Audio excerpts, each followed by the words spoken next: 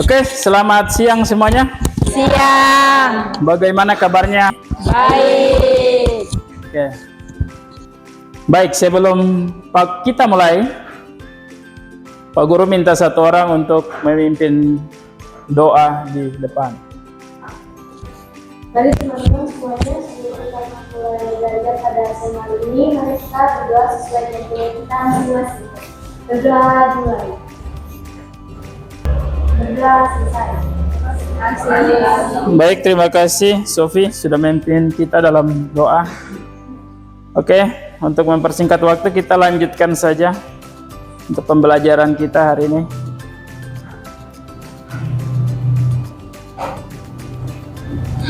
Pengoperasian dan pengaplikasian perangkat kecerdasan artifisial. Oke, sebelumnya apakah di antara kalian sudah pernah ada yang menggunakan yang namanya ChatGPT? Ada? Ada. Gemini? Ada. Gemini pernah ya? Nah, Oke, baik. Berarti kalian sudah pernah yang namanya mengoperasikan apa? Perangkat kecerdasan artifisial. Kecerdasan artifisial itu biasanya disingkat KA atau biasa kita kenal dengan bahasa sehari-harinya itu AI. Ya. Baik, kita lanjut. Oke. Tujuan pembelajarannya di sini ada 3. Coba Pak Guru minta salah satu untuk membaca. menjelaskan prinsip dasar dan cara kerja kecerdasan artifisial atau KA. Mengidentifikasi berbagai contoh pengapresian dan pengaplikasian KA di bidang umum atau khusus. Yang ketiga atau yang terakhir, membuat peta konsep atau mind map yang menggambarkan pemanfaatan KA dalam bidang tertentu secara sistematis dan kreatif. Oke, baik, terima kasih. Jadi tujuan pembelajaran kita hari ini itu ada 3 yang sudah dibacakan oleh teman kalian tadi. Intinya, nanti terakhir kita akan membuat yang namanya peta konsep ya. Ada kegiatan inti nanti. Peta konsep atau bahasa Inggrisnya mind map. Yang di dalamnya berisi tentang atau menggambarkan pemanfaatan AI dalam bidang-bidang atau kehidupan sehari-hari. Oke, Pak Guru lanjut. Oke, dimensi profil lulusan yang akan Pak Guru ukur di sini atau yang diharapkan kalian memiliki karakter setelah mempelajari materi ini, diantaranya yang pertama adalah beriman dan bertakwa kepada Tuhan yang Maha Esa dan berakhlak mulia. Yang kedua bernalar kritis. Yang ketiga ada kreatif yang tadi ya. Bagaimana kreativitas kalian untuk membuat sebuah peta konsep yang menarik. Kemudian gotong royong, sudah pasti nanti kalian akan bekerja dalam kelompok ya. Baik, di sini ada contoh penggunaan AI dalam kehidupan sehari-hari. Coba bisa kita saksikan bersama-sama. Pertama, kita punya asisten virtual seperti Siri, Google Assistant, dan Alexa. Misalnya, saat kamu menggunakan Siri di iPhone, kamu dapat bertanya, cuaca hari ini di Jakarta, dan Siri akan memberikan informasi cuaca yang akurat. Selanjutnya, sistem rekomendasi produk. Ketika kamu berbelanja online, AI akan menganalisis riwayat pembelianmu dan memberikan rekomendasi produk yang sesuai dengan minat. Selanjutnya, sistem keamanan menggunakan AI untuk melindungi tetapmu. Misalnya, di bandara, sistem pengawas menggunakan AI untuk mendeteksi wajah orang yang terdaftar dalam database pilihan dan memberi peringatan kepada petugas keamanan jika ditemukan kesesuaian. Terakhir, ada sistem pengenalan suara. Misalnya, ketika kamu menggunakan Google Assistant, kamu dapat memberikan perintah suara seperti bukan musik atau cari restoran terdekat, dan Google Assistant akan merespon sesuai dengan permintaan. Itulah beberapa contoh konkret penggunaan AI dalam kehidupan sehari-hari. rangkaian pengalaman kita dalam berbagai aspek, dari asisten virtual hingga mobil otonom, dan dari penerjemahan bahasa hingga keamanan. Terima kasih telah menonton, dan sampai jumpa. Oke, jadi tadi kita sudah melihat sekilas tentang pemanfaatan AI dalam kehidupan sehari-hari. Tadi salah satunya apa? Masih ingat? Pemanfaatan AI dalam kehidupan sehari-hari tadi? Ya. Ya, bisa menerjemahkan bahasa asing ya. Oke, sebelum kita masuk ke materi intinya, di sini Pak Guru ingin mengukur pengetahuan kalian sedikit tentang AI itu apa, ya. Coba di scan barcode-nya. Oke, baru satu orang. Kristonia Muhammad. Ayo kita tunggu minimal 10 ya, baru kita mulai ya.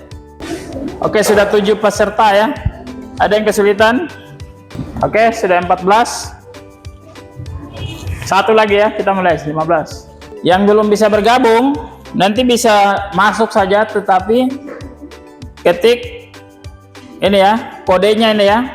Itu gue ingat kodenya. 711037. Nanti klik buka Google Chrome, terus ketik joinmyquiz.com, terus nanti masukkan password ini atau kode ini ya. Oke, kita mulai dulu. Itu untuk yang belum, kalau yang sudah bisa dimulai sekarang.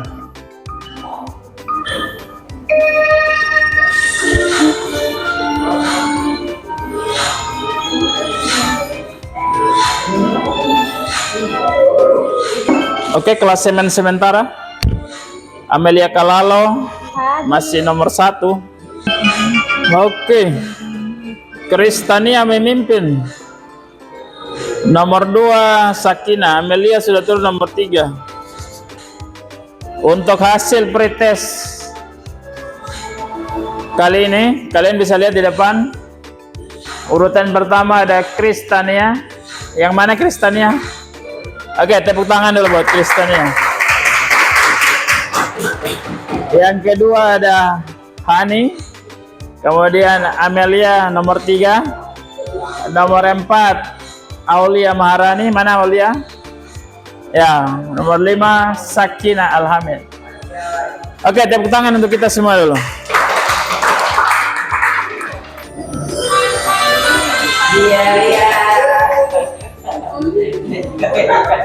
Oke, kita lanjutkan ya. Jadi apa itu pengertiannya kecerdasan artifisial? Di sini ada 3 ya. Oke, kita lanjutkan. Karakteristik kecerdasan artifisial ada 4. Yang pertama adalah mampu belajar dari data ya. Jadi dia harus punya banyak data, baru dia bisa memberikan jawaban yang terbaik. Contoh misalnya 1 tambah 1 sama dengan 2 kan? Nah, misalnya ada data dari si Kalalo 1 tambah 1 2. Ada data dari si Hani misalnya 1 tambah 1 2. Ada data lagi misalnya dari si Sophie 1 tambah 1 sama dengan 3 misalnya begitu. Jadi dia akan mengelola data-data tersebut. Yang terbaik yang mana, yang paling banyak yang mana. Nah, kesimpulannya yang dia akan keluarkan. Oh, ternyata yang paling banyak menjawab 1 tambah 1 adalah 2, itu ada 2 orang. Toh? Yang kedua mampu beradaptasi.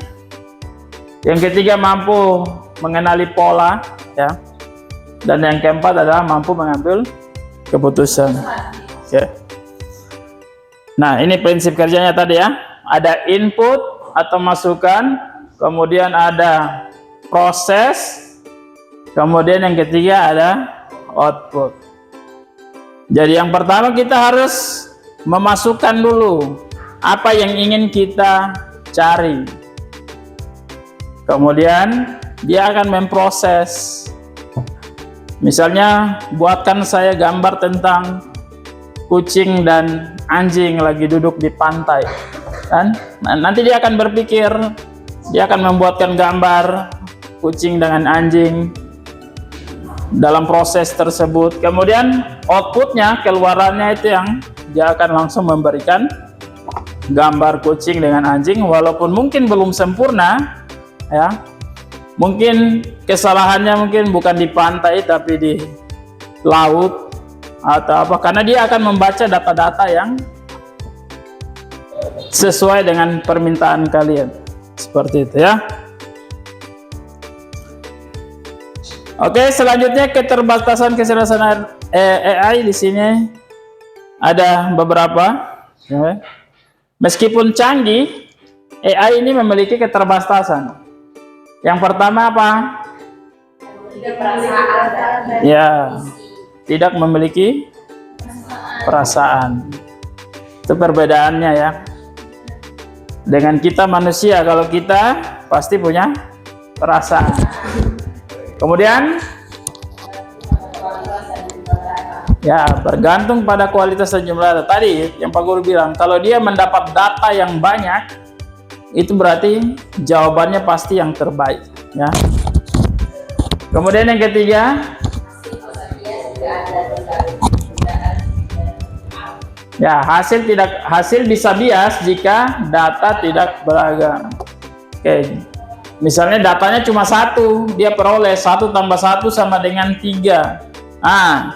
Dia akan menganalisis, nah dia akan mengeluarkan jawaban yang salah juga. Begitu, ya.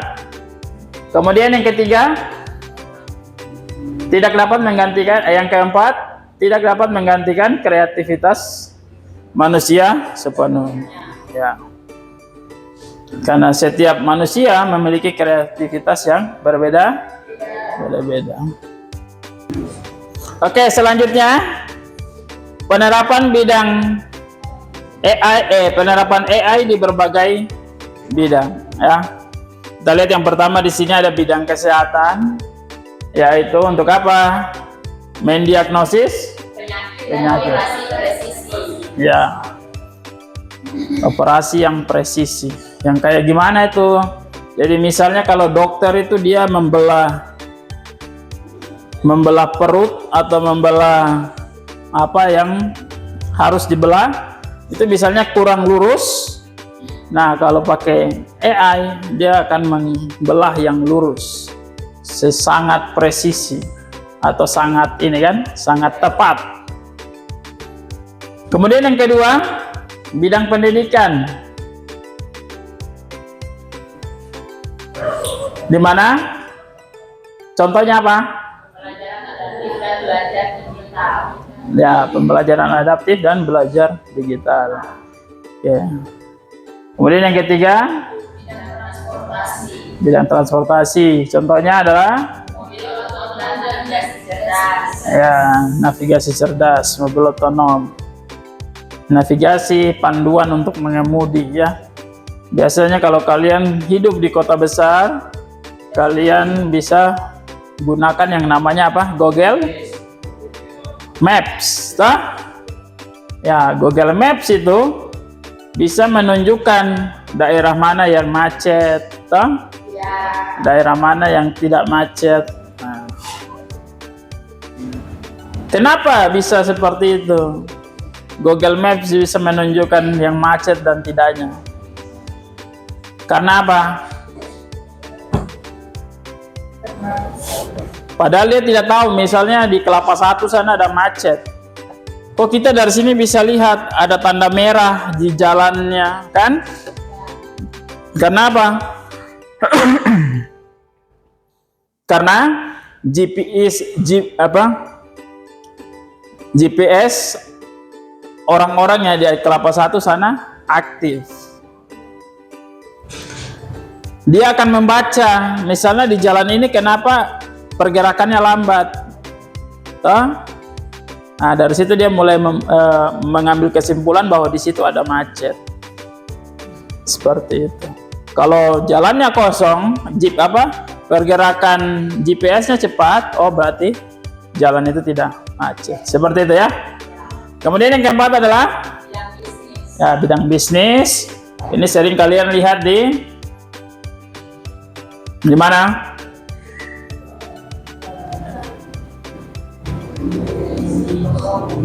Ya, toko-toko online ya.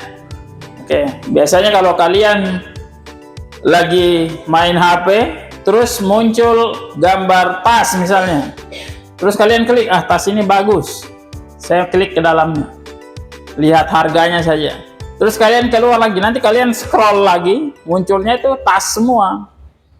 Hah? Karena dia membaca riwayat apa yang kalian cari. Kalau kalian carinya sepatu, yang muncul di situ sepatu semua. Kebanyakannya sepatu, bukan semuanya sepatu, tapi kebanyakan adalah sepatu. Seperti itu ya. Itu karena pengaruh AI tadi, ya. Oke? Ya. Sampai di sini kita akan membentuk kelompok, ya. Satu kelompok berisi 4 orang. Kemudian tugasnya apa? Tugasnya tadi kalian membuat peta konsep dari apa? Dari ya, pemanfaatan AI di berbagai bidang. Ya, misalnya kelompok 1 nanti Pak Guru kasih tugas bidang pendidikan. Ya, pendidikan kalian cari di situ. AI dipakai untuk apa di bidang pendidikan ya? Kasih contoh sehari-hari juga. Kemudian kelompok 2 misalnya bidang kesehatan. Kelompok 3 bidang apa tadi yang ketiga?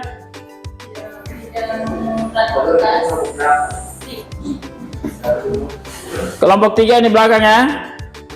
Itu kalau bidang transportasi. Kemudian kelompok 4 adalah bidang bisnis. Kemudian yang kelima kasih bidang pertanian, ya. Kalian kelompok 5 yang di sini 4 orang. Ya, ini kelompok 6 terakhir bidang apa ya? Selain pertanian bisa bidang apa lagi? Ya, bidang kesenian bisa. Coba cari. Ya, bikin pakai Canva. Oke, nanti Pak Guru kasih contoh ya. Bagaimana kita berkolaborasi dengan AI tadi, ya? Tadi kalian sudah pernah pakai GPT kan? Oke. Di sini Pak Guru akan coba membuka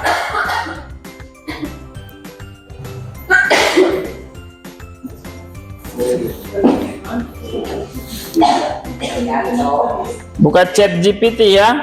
Kita pakai Chat GPT saja.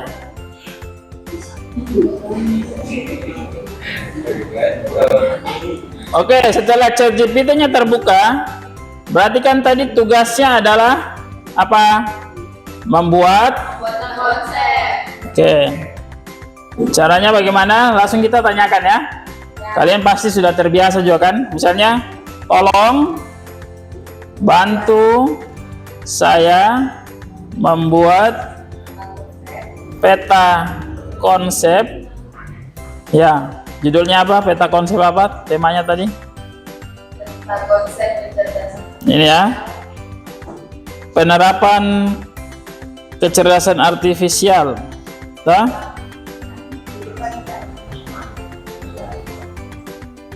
Peta konsep pemanfaatan kecerdasan artifisial dalam, misalnya kalian bagiannya apa? Kelompok 1 misalnya bidang pendidikan. Kan?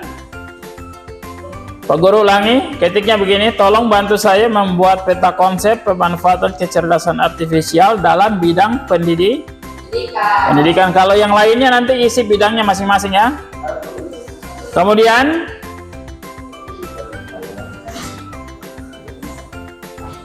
Kemudian kita tambahkan di sini. Tadi ada apa lagi? Sertakan. Kita kasih koma ya. Sertakan contoh konkretnya. Ya. Contoh nyatanya toh? Ya, contoh konkretnya.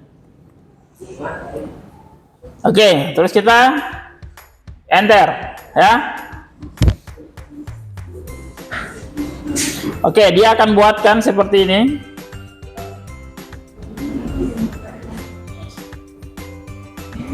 Yang pertama ada pembelajaran adaptif, toh? Contoh konkretnya apa? Platform pembelajaran seperti Khan Academy dan lain-lain ya.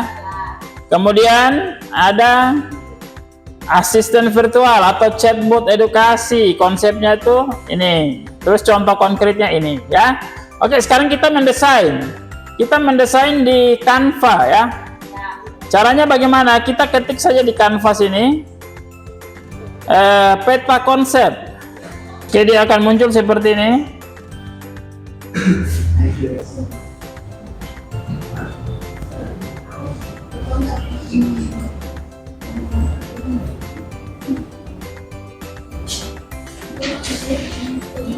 Nah, ini desainnya ya. Klik di desain sini, maka dia akan muncul banyak sekali contoh. Kalian mau pakai yang mana ya? Oh, misalnya Pak Guru pakai yang warna hitam ini ya. Nah, ini. Berarti yang di tengahnya kalian ketik bidang apa? Oh, misalnya bidang pendidikan. Oke, ini tulisannya kebesaran, kalian kecilin sedikit, tekan tombol minus. Oke. Kemudian, nah di sini yang ada di sini kotak-kotaknya kalian isi yang dari AI tadi, ya. Misalnya yang pertama di sini pembelajaran adaptif atau adaptive learning, kalian blok, terus klik kanan copy, salin ya. Kemudian pindah lagi ke Canva. Terus kalian masukkan misalnya nomor satunya yang ini misalnya. Oke, kalian paste di situ ya. Terus ini kebesaran kalian kecilkan. Oke, jadi satu ya. Nah, terus contoh konkretnya kalian taruh di bawahnya. Misalnya apa? Contohnya misalnya ini. Kalian copy lagi, klik kanan salin. Kemudian pindah ke Canva lagi. Ya, seperti itu. Sampai semuanya ya. Paham? Gampang kan? Oke, sekarang waktunya kalian kerja dalam kelompok. Waktunya 10 menit.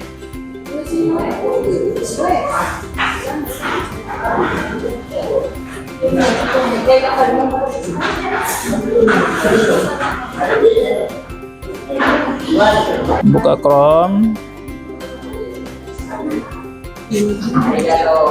Cari ketik Canva coba.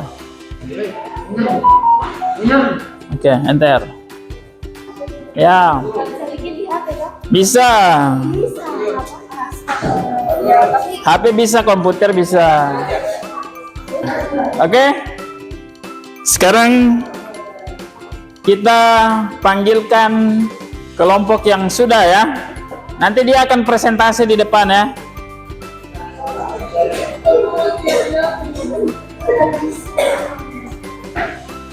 Kelompok 1.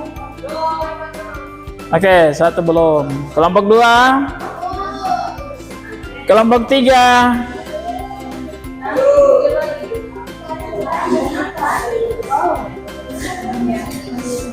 Kelompok 5. 6. Ayo. Oke. Kelompok berapa yang siap maju ke depan? Yang sudah nanti dapat hadiah. Yang maju ke depan yang pertama kali dia dapat hadiah. Oke, baik. Yang lain bisa sambil kerja sambil perhatikan kelompok 6.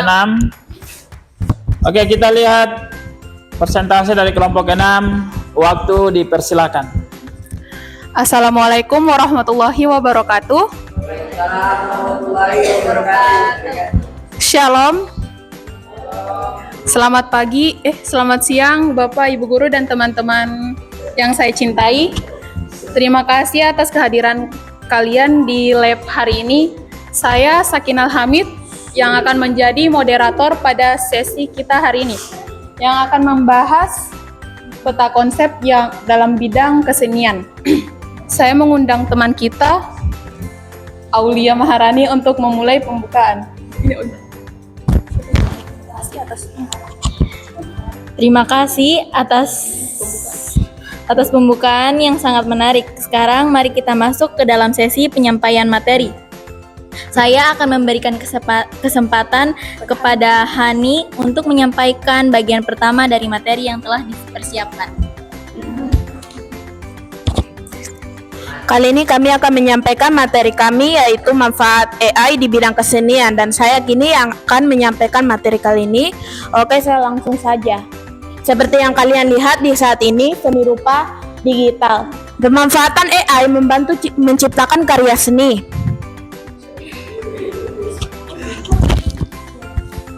Menciptakan karya seni digital secara otomatis atau kolaborasi. Contohnya seperti DALL-E, Mid Journey, dan Deep Art, lukisan gambar dari teks. Niman menggunakan AI painting tool untuk menghasilkan gaya lukisan baru, seperti yang kalian bisa baca di saat ini. Materi yang kedua itu tentang musik dan komposisi. Pemanfaatan AI dapat menciptakan lagu, melodi, mengiringi musisi dalam improvisasi. Seperti yang kalian bisa lihat di sini, contohnya Aifa ambil musik membuat musik latar film atau game. AI membantu menciptakan lagu dengan gaya musisi terkenal, seperti yang kalian bisa baca di saat ini. Saya akan langsung lanjut ke nomor 4, yaitu desain dan arsitektur. Pemanfaatan AI dan membantu merancang pola, bentuk, tata ruangan kreatif. Contohnya generatif desain yang bisa kalian baca di sini untuk membuat motif batik, modern, arsitektur futuristik. Lanjut ke nomor 5, fotografis dan videografis yang bisa kalian baca di saat ini. Pemanfaatan AI digunakan untuk penyuntingan otomatis dan peningkatan kualitas visual. Contohnya AI foto enhancer memperbaiki resolusi gambar lama, AI video editor seperti Runway AI yang membuat efek visual tanpa alat yang rumit. Bisa seperti yang kalian lihat di saat ini. Oke, sekian dari kami. Itu saja materi yang saya sampaikan di saat ini. Mohon maaf jika ada salah kata yang saya ucapkan. Sekian dan terima kasih dari saya. Terima kasih kepada Hani atas bagus sekali Hani. Terima kasih atas paparannya yang informatif. Sebelum kami mengakhiri presentasi kami, izinkan saya untuk menyampaikan apresiasi terhadap partisipasi dari teman-teman. Terima kasih atas partisipasinya kalian dalam presentasi kali ini. Saya juga menyampaikan permohonan maaf jika ada kekurangan dari kami sebagai moderator dan kelompok. Terima kasih. Oke, kasih tepuk tangan dulu buat kelompok 6. Oke. Jadi seperti yang tadi disampaikan di depan ya, sangat baik sekali. Isi di dalamnya juga sangat bagus ya. Pemanfaatan AI dalam seni rupa, seni musik, ya, tari, arsitektur, sampai dengan fotografi dan videografi. Oke, lanjut. Satu kelompok lagi. Kelompok berapa yang siap? Kelompok 5. Oke, sini kelompok 5. Oke, baik semuanya, mohon perhatiannya. kita beri kesempatan untuk kelompok 5 untuk memulai presentasi pemanfaatan AI dalam bidang pertanian. Untuk kelompok 5, waktu dipersilakan. Selamat siang Bapak Ibu Guru dan teman-teman sekalian. Kami dari kelompok 5 ingin mengucapkan terima kasih atas kesempatan yang diberikan kepada kami untuk mempresentasikan materi dengan judul penerapan pemanfaatan AI dalam bidang pertanian. Perkenalkan, nama saya Muhammad Fauzan Arhab. Nama saya Kristania Hale. Perkenalkan, nama saya Muhammad Zuhri. Perkenalkan, nama saya Muhammad Farid Zartu Maulana. Kami akan membahas beberapa hal penting yang berkaitan dengan topik ini. Harapannya melalui presentasi ini kita semua dapat menambah wawasan dan memahami lebih dalam mengenai AI. Tanpa berlama-lama, mari kita mulai presentasi ini. Terima kasih atas kesempatan yang sudah diberikan. Jadi di sini langsung saja dari yang pertama. Penerapan pemanfaatan AI dalam bidang pertanian. Yang pertama yaitu dalam pemantauan tanaman dan tanah. Contohnya drone AI untuk memantau kesehatan padi di sawah. Yang kedua, prediksi cuaca dan panen. Contohnya di Indonesia, startup seperti eFishery menggunakan prediksi cuaca untuk efisiensi pakan ikan. Yang ketiga, otomatisasi dan robotika pertanian. Contohnya, robot pemetik buah AI yang mengenali buah yang sudah matang. Yang keempat, manajemen hama dan penyakit tanaman. Contohnya, aplikasi Plantix dan TaniHub AI Systems yang menganalisis foto tanaman dan memberikan solusi untuk pestisida alami. Yang terakhir atau yang kelima, peningkatan produktivitas dan efisiensi. Contohnya, precision agriculture atau pertanian presisi. Di Jepang dan Belanda menggunakan AI untuk meningkatkan hasil panen.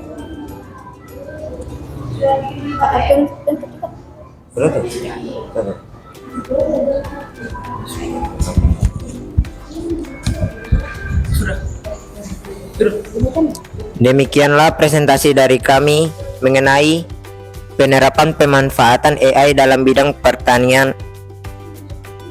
Kami berharap penjelasan yang telah kami sampaikan dapat memberikan manfaat dan menambah wawasan bagi kita semua.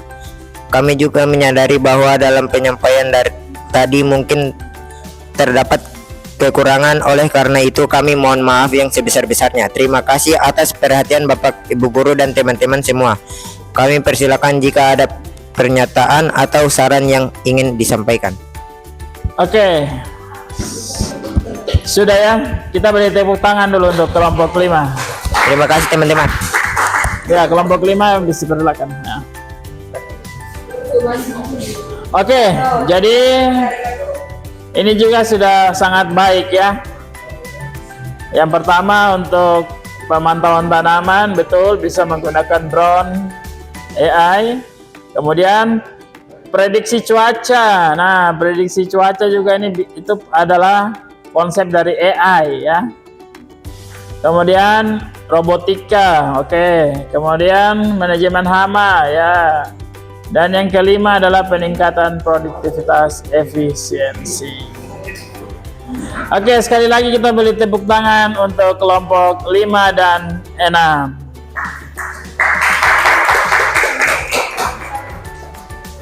Baik, untuk kelompok 1, 2, 3, dan 4 nanti akan mengirimkan filenya ke Pak Guru ya. Jadi hari ini yang presentasi yang mewakili hanya 2 kelompok ya. Oke, baik.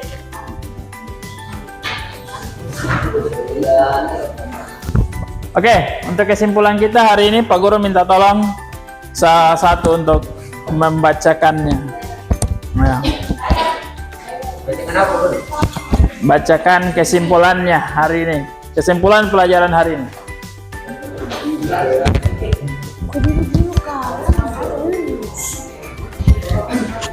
Kesimpulan pada materi hari ini yaitu yang pertama ada AI adalah teknologi yang meniru cara berpikir manusia. Yang kedua ada prinsip kerjanya mengikuti alur input, proses, dan output. Dan yang terakhir, AI membantu meningkatkan efisiensi di berbagai bidang, namun tetap memerlukan pengawasan manusia.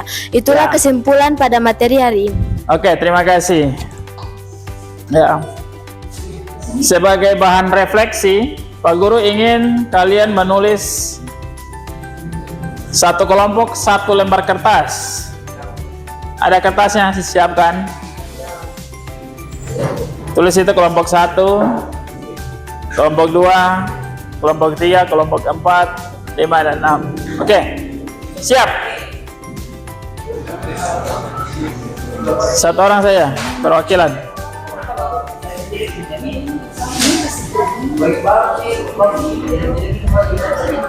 Oke, sudah siap? 1, 2, 3, 4. Ini siapa? Jeffrey. Sudah siap kertas? Oke. Untuk pertanyaan pertama, kalian tulis di situ. Apa yang telah kalian pelajari hari ini? Tulis di situ.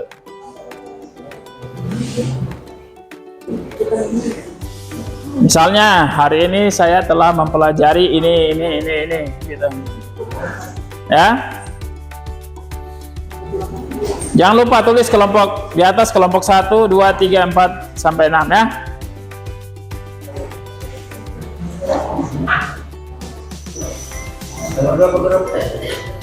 Nomor 2.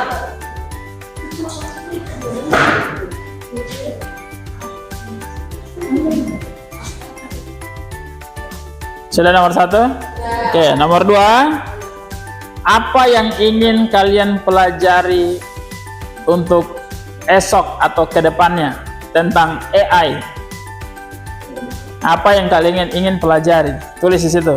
Saya ingin mempelajari apa kedepannya, ya. Ya, apa yang ingin kalian pelajari pada pertemuan selanjutnya?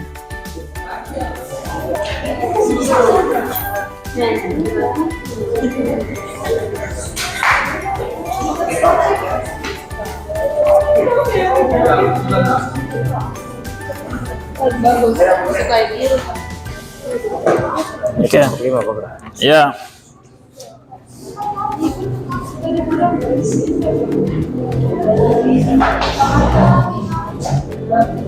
Oke.